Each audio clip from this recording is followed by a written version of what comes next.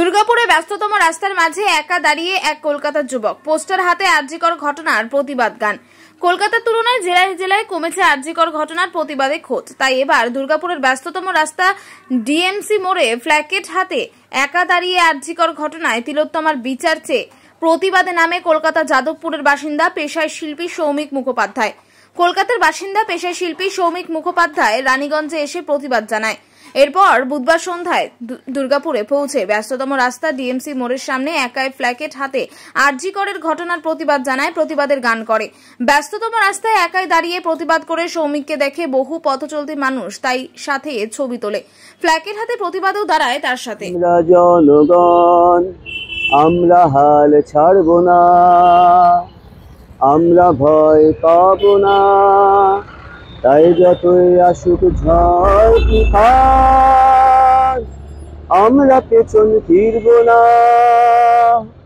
আমরা জনগণ আমরা হাল ছাড়ব না, আমরা ভয় পাব না, যতই আসুক ঝড় তুফান আমরা পিছন ফিরব না। আমরা জনগণ আমরা হারব না।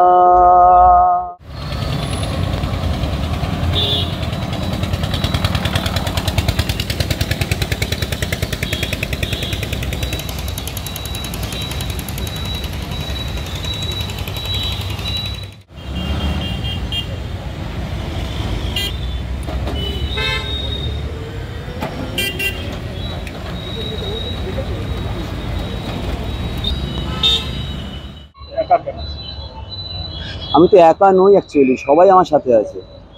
হ্যাঁ, আমার সাথে এখন তো একটাই প্রতিবাদ, জাস্টিস ফর আরজিকর, তিলোত্তমার সঠিক বিচার হোক। সঠিকভাবে আমাদের তো দেরি হয়ে যাচ্ছে না, এটা আমাদের 1 মাস হয়ে গেল, এখনো পর্যন্ত আমরা বিচার পাচ্ছি না, পিছিয়ে যাচ্ছে বিচার। আসলে ভেতরে একটা খেলা চলছে, এই খেলাটাকে আমাদের থামাতে হবে। তাই জনগণকে আমি চাই সবাই এক হোক, আর চুপচাপ থেকে লাভ নেই।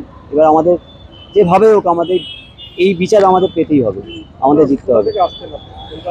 আমি যাদবপুর থাকি, কলকাতায়, কিন্তু বেরো না, আমার রানীগঞ্জ হোম টাউন। আমি এখানে কাজে এসেছিলাম, তো 4 দিন হলো আছি। 2 দিন রানীগঞ্জ কভার করেছি, আজকে দুর্গাপুর এসেছি। তো ভাবলাম এখানে 2 দিন বসে কেন থাকবো, তা আমার মতন করে প্রতিবাদ করছি। কিভাবে প্রতিবাদ করছেন আপনি? প্রতিবাদ চেষ্টা করছি একদম নির্বাক। আমার এগুলোই বড় শক্তি, স্লোগানগুলো, এগুলোই চেষ্টা করছি জনগণের কাছে পৌঁছে দেওয়ার, ওনার সঙ্গে পৌঁছে দেওয়ার, সরকারের কাছে পৌঁছে দেওয়ার। জনবল এলাকা, সেই এলাকাগুলোতে আপনি গিয়ে প্ল্যাকার্ড হাতে দাঁড়াচ্ছেন। একদম। কি করছেন মানুষকে দেখাচ্ছেন প্ল্যাকার্ড? একদম, মানুষ দেখছে, মানুষের যদি বিবেক এখন বিবেক যদি উন্মোচিত হয়, একদম একদম। কি জন্য দাঁড়াচ্ছেন এই প্ল্যাকার্ড থেকে? যদি মানুষ কি লেখা আছে, তিলোত্তমা বিচার পেতে প্রশাসন হাত বাড়াও। নিশ্চয়ই প্রশাসন দেখতে পাচ্ছেন, জানি তাদের যদি ওনাদের কিছু মত পরিবর্তন হয়, যদি ওনার সাধারণ মানুষের বিবেক ফিরে আসে, তাই যদি একটু জাগ্রত হয়। কোথাও কি মনে হচ্ছে যে কলকাতার বাইরে যে জেলাগুলো আপনি একদম অনেকটাই কম মানুষজন তারা চাইছে বিচার হোক, কিন্তু পথে নেমে যে একটা লড়াই, এইটা তাদের মধ্যে কিন্তু কম পাচ্ছি। করছে, অনেক মানুষ করছে। কলকাতায় যেমন প্রতিদিন প্রতি মুহূর্ত হচ্ছে, এখানে আমি একটু কম পাচ্ছি। সেই কারণের জন্যই কি আপনি?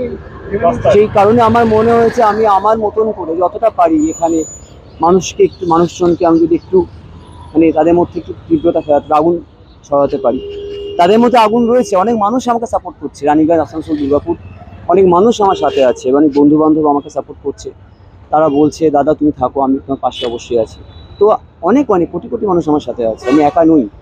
আমার এখানে অনেক অনেক পা আছে, আপনারা আছেন, এর থেকে বড়। প্ল্যাকার্ড হাতে বিভিন্ন জায়গায় দাঁড়িয়ে থাকছে।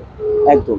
কোথাও কোথাও মানে হেনস্থা বলতে সেরকম না হলেও হয়তো একটু ব্যঙ্গাত্মকভাবে কিছু কিছু জায়গায় হয়েছি, তো সেটা খুব একটা বড় কথা নয়, এই নিয়ে কিছু বলতেও চাই না। কিন্তু সেইভাবে খুব একটা হয়নি। তবে এখন পর্যন্ত ঠিকঠাকই আছি, মানুষজন আমার পাশে দাঁড়িয়েছেন, মানুষের পাশে আছেন।